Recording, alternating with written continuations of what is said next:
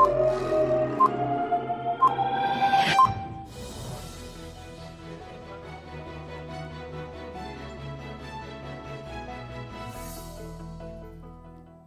afternoon, MPC. Kasama na natin si Chief Presidential Legal Counsel and Presidential Spokesperson Salvador Panelo. Hello, good afternoon Question? to all. MPC questions? Ian? Hi, sir. Hello. Sir, paano po ipatutupad ng gobyerno yung paggamit ng dengue vaccine ulit to mitigate rising dengue cases kung permanently Hindi, ganito yun. Ang sinabi ko, kasi if you recall, yung dengue vaccine, according to, I think the pharmaceutical itself said na yung pala, kailangan yun ginagamit lang doon sa meron ng dengue, nagkaroon na. But apparently, hindi nasabi nila yon o hindi nalaman ng mga kumuha ng dengue vaccine sa previous administration. Kaya nagka-problema. And then, after that, nagkaroon ng mga subsequent deaths na inaakala na galing doon. But lumalabas sa mga experts, sinasabi nila na wala pang conclusive finding na yung dengue vaccine caused the deaths of those people.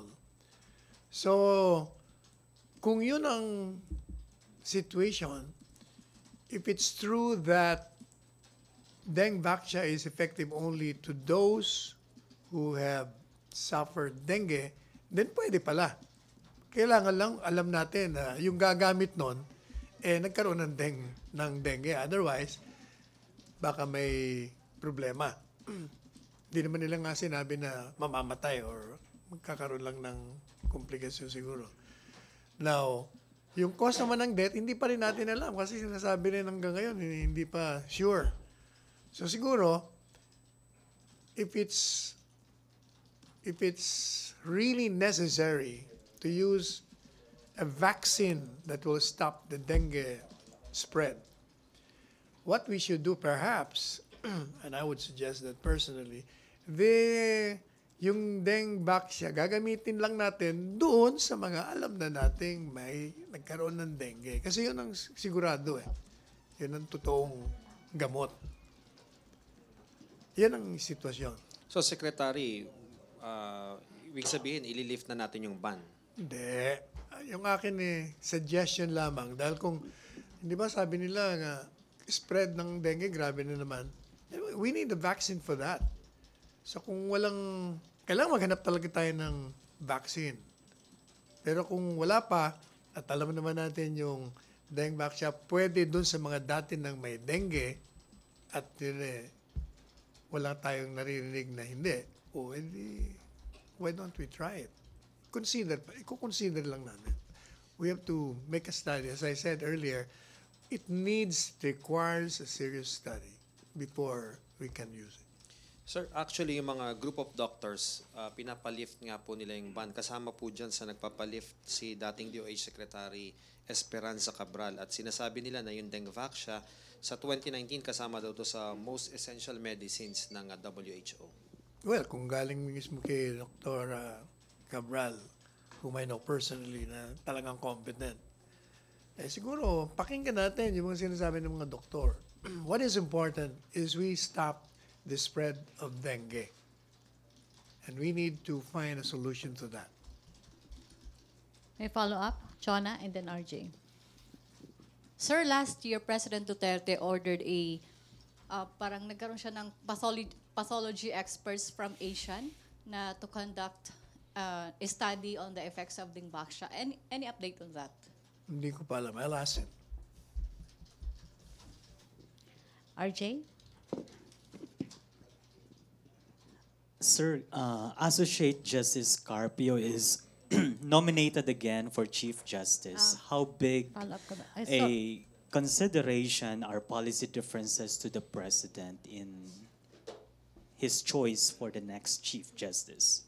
The discretion to appoint the Chief Justice, or for that matter, any justice of the Supreme Court, lies with the President. And he considers all factors in choosing the nominee. his stance on the South China Sea issue is a factor. No, I don't think so. Thank Doesn't you. matter to him. What is important is he is highly qualified for the delicate job of the Chief Justice of the Supreme Court. Thank you, sir. Okay, balik muna tayo sa Demvaxa. May follow-up question lang. Ace? MPC question. Other issue. Tina. Sir, sa statement nyo kagabi regarding sa killings sa Negros Island, the President is looking at using his emergency powers. Yes. How soon or how close is he to declare or use his emergency powers? From his speech last night, it appears to be soon. Sir, is He it mentioned it in his speech at the anniversary of Nika.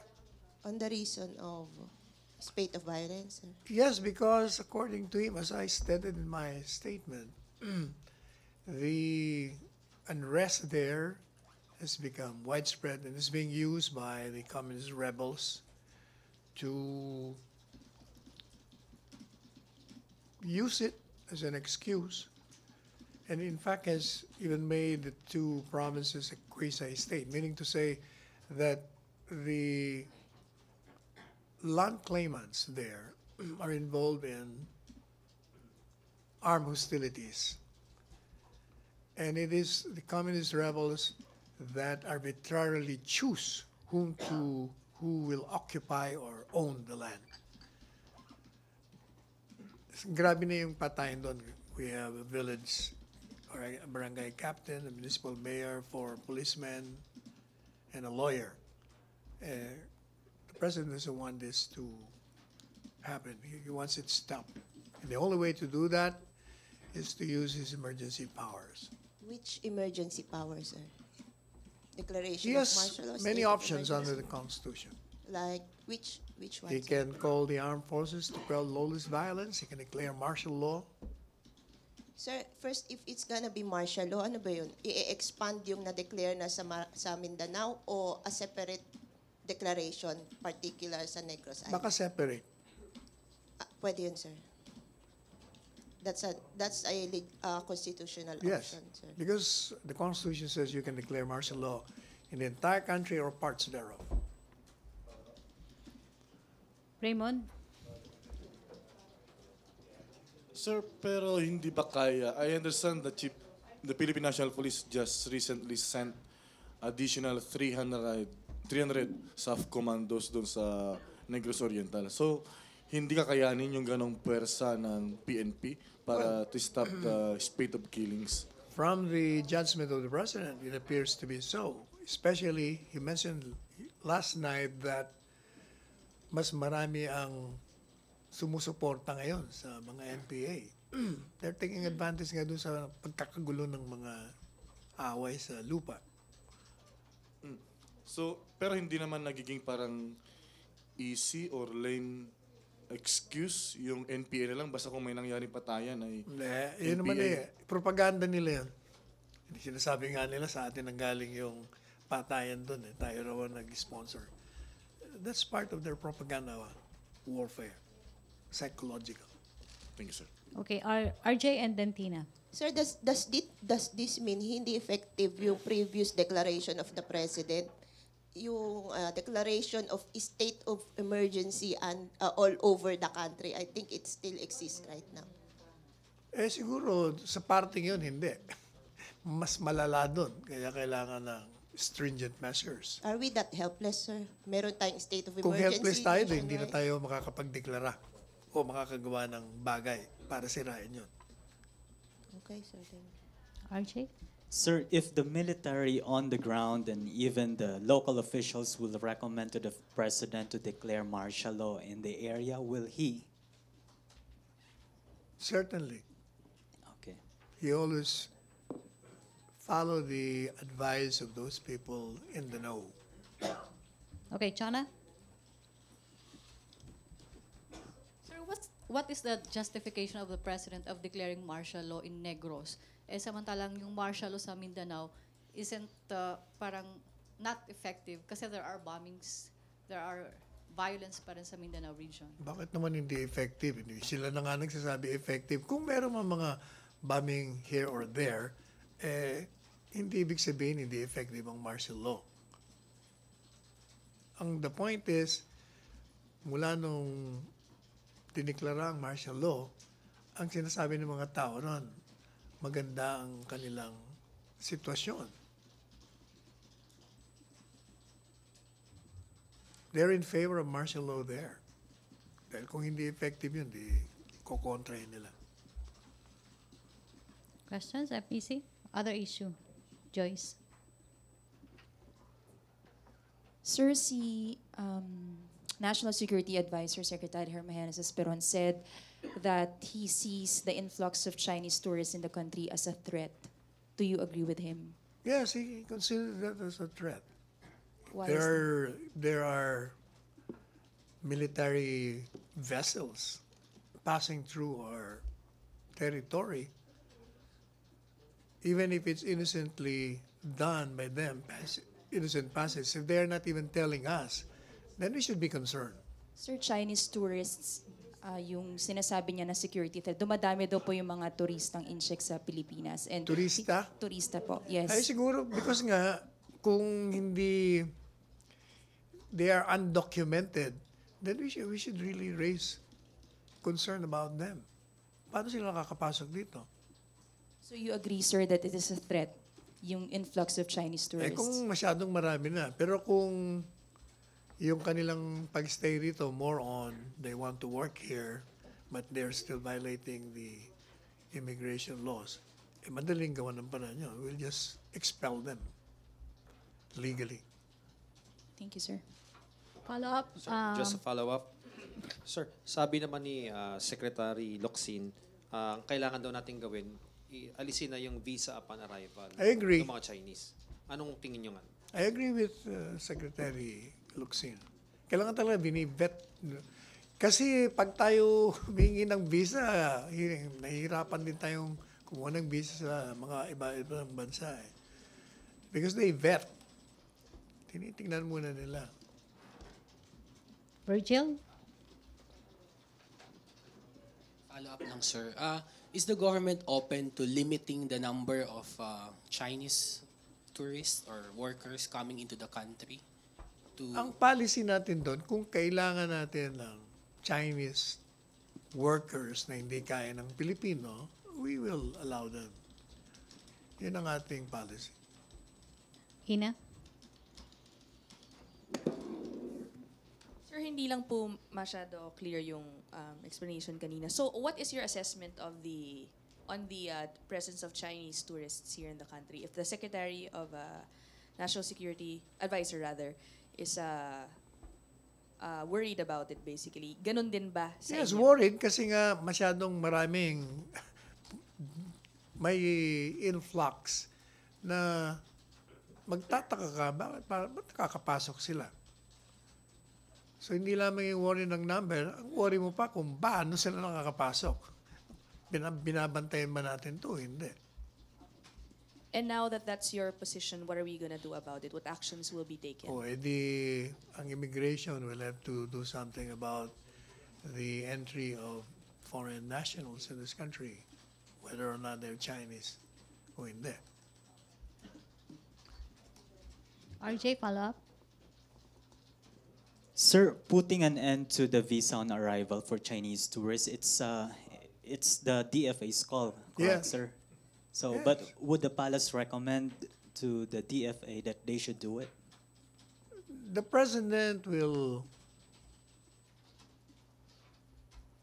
consider the proposal of the secretary, and if we don't hear anything from him, it means that will be the policy of the government. All right. Thank you, sir. Raymond Tinasa? Microphone, please. Sir, pero di ba parang ang babaw kung ang dahilan lang ay yung the mere influx or the volume of tourist arrivals of Chinese or from China. Hindi kaya may mas malalim na they are not only as tourists but on a certain degree of parang spying dito sa ating bansa. Kasama na yun. Hindi lamang yung volume, pati siyempre yung... Ang importante dyan paano nakakapasok yan ang hindi natin nalalaman. Yun ang mas delikado doon. Thank you, sir. Questions? Ina. Other issue na to, ha? Sir, Senator Bongo told reporters that the president daw last night said may papangalanan siyang less than 10 PCSO officials involved in corruption. Can you give us a bit more details about this? When is this going to happen? Yun lang ang sinabi niya. He didn't elaborate on that. So let's just wait for the announcement of the president. Sir, can you, kasi wala po kaming copy ng speech from the NICA event last night. Hindi, ganun. Kung paano sinabi ni Senator Bong, yun na yun. Ganun lang. Na meron pong less than 10. Parang he mentioned in passing. Okay. Sir, again, while the investigation in PCSO is ongoing, does the president plan to place certain officials, lalo na mukhang merong identified na less than 10, under preventive He didn't suspension? mention anything on that aspect. Okay. Sir, last. Sir, yung remittances from the STL operations, as far as Malacañang is concerned, who should be handling the remittances? The PCSO board or the general manager's office? I'm not sure of that. I'll ask him. Thank you, sir. Follow up, PCSO? Other issue? Nestor. PCSO, si Chris muna. Sir, may report na nawalan daw ng 250 million na kita ang PCSO doon sa 4 days na hinto yung lotto operations. Hindi ba nang hinayang ang government doon sa 250 million na pwede namang itulong doon sa mga nangangailangan na medical assistance? Unang-una, kaya pinasarado ni Presidente yung lahat ng gaming operations because of the complaints he has received. Kailangan gawan niya kagad ng paraan. Number 2, yung 240 million, hindi naman nawala yun eh. Paano naman mawawala yun? Kasi yung, kumbaga yung 4 na araw na hindi nila paglagay, o ilalagay nila sa pagbukas. Kung parang na-delay lang yung dating ng pera sa gobyerno. Hindi naman nawala yun eh. Paano mawawala yun? Na-delay lang. Sir, yung mga, di ba po bumalik na yung operations ng lotto, yung mga tao po ba na sinabihan nyo na lumapit sa PAGCOR, sa DSWD, balik na rin po ba sila sa PCSO para humingi po ng tulong? Yes. Kasi sa operating na yung lotto, hindi ganun na uli yung gagawin nila. Thank you po. Okay, Nestor? Sir, will you confirm that the President will convene the LEDAC on Monday, August 5? Hindi. I will have to ask. I will ask the cabinet secretary on that. Follow up lang, sir. So what will now be the strategy of the President or Malacañang so that the security of tenure bill that will be passed in Congress will be amenable or okay with the President? As I already mentioned that the other day, that the Secretary of Labor has drafted a bill. In fact, that's what the Senate wants. Para daw siguradong yung gusto ng Malacañang ang maipasa, mag-drop na lang ng bill. O yun nga ang ginagawa. Even without being told, gumawa na ang Department of Labor na Security of Tenure Bill. Hopefully, they will support it. Kasi in September 2018, the President certified the bill as urgent, then vinito niya yung bill. There have been questions if why veto a bill he certified as urgent. Isn't Ano ba naman yung argumentong yun? Kahit pa sinertify mong urgent, kung dumating yung bill na hindi yung gusto mong maipasa, syempre, i-veto mo. Isn't this a failure on the part of PLLO, sir, since parang sila yung nag-coordinate sa Congress? Not necessarily. Kasi kahit naman i-coordinate at sinabi mo sa kanila na yun ang gusto mo, at kung yung mga senador naman, iba naman ang gusto, ano naman magagawa mo doon? Kaya mas mabuti na nga yan na veto para nagkaalaman kung ano talaga ang sa pananaw ni Presidente. He is making a balancing act, weighing the interests of management and the working class. O di ba? Mas mabuti na nagkakaalaman. We have to educate ourselves, each one of us. Kung anong mas nakakabuti sa bayan, yun ang gawin natin. Yung anong tawag nun? Blaming, pointing, finger pointing. Huwag na natin gawin yon. Palagi tayong maging bukas kung sa tingin natin, nagkulang tayo, di punuan natin.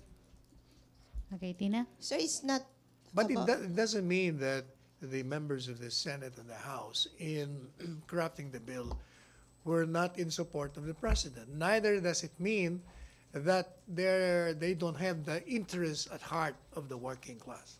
No. What we're saying is, there may be, kahit na anong galing natin, there may be occasions that we might not see that others can. So that's precisely why I said, let's be open to suggestions. Precisely, sir. Can you please educate us and the public about the role of the PLLO in the crafting of bills and coordinating what form or provisions that Malacañang needs to see? Their job is to coordinate with Congress. Nadali nila doon yung mga bills, sasabihin nila, ito ang agenda ni Presidente, ito yung mga bills, baka pwede niyong ipasa. Yun lang naman ang trabaho nila. They cannot dictate on the members of the Senate or the House of Reps. They can only go as much or even as less. Kasi sir, sayang yung mga public hearings ng committee, sa committee level, hours of work ng senators, ng congressmen. I disagree. I I disagree with what you're saying, na sayang. Walang sayang pag nagkaroon ng discussion on anything in the House of Reps or Senate. Kasi nabubuksan mo yung mga pwede at hindi pwede. Hindi magiging sayang. Talagang trabaho nila yan. Sir, saan nagkulang? Saan tayo nagkulang? Paulit-ulit na tayo eh. Siguro hindi nga nila nakita na baka pag pinasa mo yon, lalong magkakaproblema tayo. Di ba? Kasi walang, gaya ng sinabi ko na sa aking statement, absolute yung labor contracting. Walang situation na hindi po pwedeng i-enforce. Kailangan may exception. Kasi it will affect investors eh. Hindi lamang yun dito sa Pilipinas, pati yung papasok na investment. Pag nakita nila, di pala pwede tayo ng 6 months pa lang, i-regularize natin lahat eh, kung nag-uumpisa pa lang tayo. Anong babagsak negosyo natin? Yun ang sinasabi ni Presidente. Sir, hindi ba yan nakita nung public hearings, committee Partly level? hindi nakita. Why does it take business groups to post or to point it out in full-page advertisements sa newspapers? I'm sure sinabi nila yon. Pero kung yung mga nandun, hindi naman sa tingin nila, hindi naniwala, well, bakit mo naman sisisihin yung mga business groups? Okay. May follow-up? RJ, Ina, follow-up? Sige. Ina, and then... Sir, Senator Lacson said that some police regional directors are protectors of STL, of some STL and... STL and duetting operations. Is that part of the investigation of Malacañang? Lahat yan, iniimbestiga ng Presidente. So the President mentioned this specifically? He doesn't have to mention it. When he says, I'm investigating it, it involves everything and anything that will go against the rules, against the law. Okay, thank you. Okay, RJ? Sir, on the priority measures again, are we expecting PLLO and Congress to have better coordination this time to ensure the passage of priority measures of the Duterte administration? Kaya nga nung sinabi ko, ang trabaho ng mga yan, pumunta ron at pakiusapan sila na ito yung agenda ni Presidente. Like in this particular security of tenure bill, sabi nila, gumawa kaya ng bill, ng draft para makita namin kung yan ang gusto nyo. O hindi ba yan ang ginagawa na ng labor? Yes, that's their job, sir. So what's the new instruction from the palace to the PLLO? Walang bagong instruction. All right. Okay, They know their job.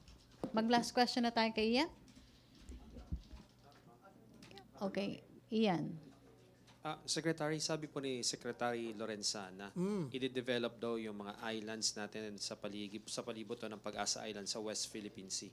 Paano po natin i-develop yung ating mga isla doon? At anong plano ng gobyerno sa mga isla natin at sa mga territory natin na kiniklaim doon? Yung panukalang yun, paparating pa kay Presidente. The President will decide on this suggestion. Follow-up, Raymond. Sir, kanina sumang-ayon kayo kay National Security Advisor Hermenes Esperon. This time, sang-ayon din po ba kayo kay Secretary Delphine Lorenzana sa kanyang paniwala na ang China ay bully? Ano? Ang China ay bully. Nang bubuli na raw because of the presence. Hindi. Nag-disagree nga siya dun sa bully. Gumamit siya outfox. Kinorek niya nga eh. Sabi niya, maraming pwedeng sabi. Kasi they were referring to the Scarborough Shoal. Esperon yun. Ha? Esperon po yung nagbago, nagpaliwanag. Kaya nga. Outfox. Si Secretary Lorenzana, yun ang sinasabi ni ni Secretary Esperon. Baka ang ibig sabihin ni Secretary Delphine na outfox kasi he was referring to the Scarborough Shoal. Nung nagkaroon ng impasse. Hindi, sorry, ang tinutukoy kasi ni Secretary Lorenzana, yung presence ng mga Chinese vessels, tapos nagpapatay sila ng yung automatic detection para hindi sila ma-identify whether a military ship or a cargo ship yung dumadaan doon sa ating karagatan. Pero napanood ko rin yung yung interview niya. Binanggit niya nga yung outfox with reference dun sa Scarborough Shoal. At yun din ang tinutukoy ni Secretary Delphine. Kumbaga naisahan tayo doon. So, bully or hindi? Baka ang sinasabi ni Secretary Delphine, I will ask him exactly kasi baka if he was referring to Scarborough Shoal, then tama yung description ni Secretary Esperon na outfox. Naisahan tayo doon eh. Kasi napaniwala tayo na aatras din yung kabila. Kaya ngayon, sila may hawak, may control. Pero kung ang reference ni Secretary Delphine ay doon sa ginagawa ng China na sa mga areas na supposed to be in control tayo, yung ating mga fishermen ay binubuli ng mga Chinese Coast Guards. Tama siya ron. I agree. So, mas pinapaniwalaan nyo yung posisyon ni Secretary Esperon na outfox. Gusto mo pang pag-awayin kaming tatlo eh. Simple-simple na ang paliwanag. I already situate their arguments. So pareho sila tama. If both of them are referring to another island or area, pareho sila tama. Chona, sir, para malinaw, sa pananaw ng Malacañang, bully po ba ang China or hindi? Sa pananaw ni Secretary Delphine, I agree with him with respect dun sa pagbubuli ng mga Coast Guard sa mga Chinese natin. With respect naman dun sa Scarborough Shoal, agree naman ako kay Secretary Esperon na outfox tayo doon. Kayo, sir, bilang being the presidential spokesperson, what is your position? My position will be the position of the President. I will ask him on this particular Which is, instance. what is Hindi the pa nga natin alam. Kasi kung ako tatanungin nyo, personal yon. Yun sinabi ko na sa inyo. But kung anong posisyon ni Presidente, ewan ko kung isi-share ko yung kwento, yung... Off the record, sir. Tayo-tayo lang. Kasi baka he was just joking eh. Paano, sir? Wala, basta. Tatanungin ko ulit siya kung pwede kong i-share. Kasi binanggit ko sa kanya yun eh, nung nag-uusap kami nung isang gabi. Sabi ni ganito, ganyan. O, di ganito sabihin mo pag tinanong ka. Pero I will ask him kung pwede ko talaga sabihin. Okay, thank you, Chona. Birthday boy, may tanong ka, Jopel? Okay. Sino may birthday? Si Jopel. Happy birthday to you. Happy birthday Joyce. to you. Question, Joyce. Last na tayo kay Joyce? Okay. No, the lady in red. Yes. Sir, any reminder lang sa MMDA Huh? regarding dun sa proposed dry run of the provincial bus ban along EDSA since it will affect a lot of commuters. Ngayon pa lang marami na pong umaalma. Any reminder from the palace or guideline as they implement it? I will check. Meron kasing, may narinig ko kanina sa isang programa sa inyo. And we will check on this under the Public Service Act daw. Mukhang hindi po pwedeng tanggalin yung mga terminal kasi yun, isa nga yun sa requirement na kailangan may bus terminal bago ka mabigyan ng prangkisa doon. I'll check on that. Kasi narinig ko yun eh. Kaya daw ang MMDA, hindi malaman kung anong gagawin ngayon. Dahil, because somebody pointed to the MMDA MMDA General Manager, uy, alam mo, merong provision sa public service law na ganyan. Nagulat daw yung, kaya I'll check on it. Tingnan ko nga. Given that, sir, would you recommend na wag mo nang ituloy given na kailangan pang i-check yung provision sa law? Ay, hindi. Kung bawal sa batas, how can you do it? Baka mandimanda ka pa. I-check ko muna and then I'll get back to you. Thank you, sir. Okay, thank you. Thank you, MPC. Thank you, Secretary Panelo. Thank you. Antabayanan niyo mamaya yung 8888. Siyempre kasama si Secretary Panelo and Asa Chris Roman. Back to my studio sa Radyo Pilipinas and People's Television Network.